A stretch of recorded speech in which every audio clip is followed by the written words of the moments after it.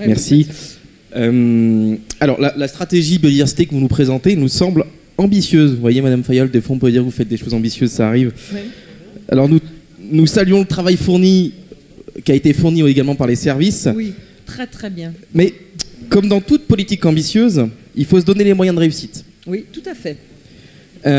Et nous savons tous ici que le nerf de la guerre sont les moyens financiers humains.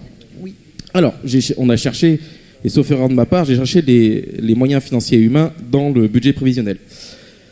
J'ai trouvé la somme modique de 20 000 € pour l'accompagnement à la stratégie de la biodiversité. C'est ce que j'ai trouvé. Nous nous apprêtons donc à voter une coquille, malheureusement, qui nous semble un peu vide, sans moyens humains et financiers importants. Il n'est pas envisageable que vous puissiez tenir vos objectifs dans ces conditions. Tout ce travail fait pour rien, ce serait dommage.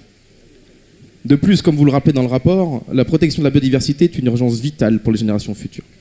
Alors les écologistes espèrent qu'il ne s'agit pas encore une fois d'un effet de manche pour verdir votre politique, et nous attendons donc des engagements humains et financiers très importants. Je vous remercie. Alors, vous savez, quand j'ai présenté ça plusieurs fois en VP, et mes collègues qui sont ici présents peuvent vous le dire, j'ai dit, moi, j'ai pas l'habitude d'aller à un endroit si je peux pas faire ce que j'annonce. Donc, bien évidemment, j'ai demandé un renfort humain, donc un poste, qui va, je parle sous couvert du vice-président aux ressources humaines, mais donc, il y a un poste qui va venir en complément de la personne qui travaille à mes côtés au niveau des services, au niveau de la stratégie métropolitaine.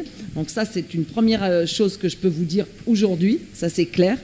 Et au niveau des engagements financiers, alors vous le savez, c'est vrai que des moments je suis offensive, je défends. Sur le salon que je vais présenter, le salon écomobilité, je vais apporter des bonnes nouvelles au vice-président finance. Ça, je lui dirai tout à l'heure, c'est hors sujet là pour le moment, hein, ce que je présente.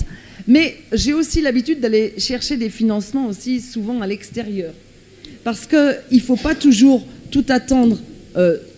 En disant, mais il faut aller creuser, voir, aller chercher ces atlas de la biodiversité. Je suis allée en chercher 3 financements d'Atlas de la biodiversité sur la métropole. Bon ben, il faut y aller, il faut chercher, il faut aller trouver les financements.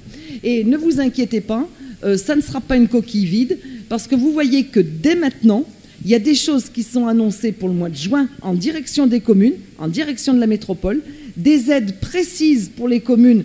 Puisqu'on a encore un financement de l'OFB, on va le faire retomber directement sur les communes pour qu'elles mettent en œuvre.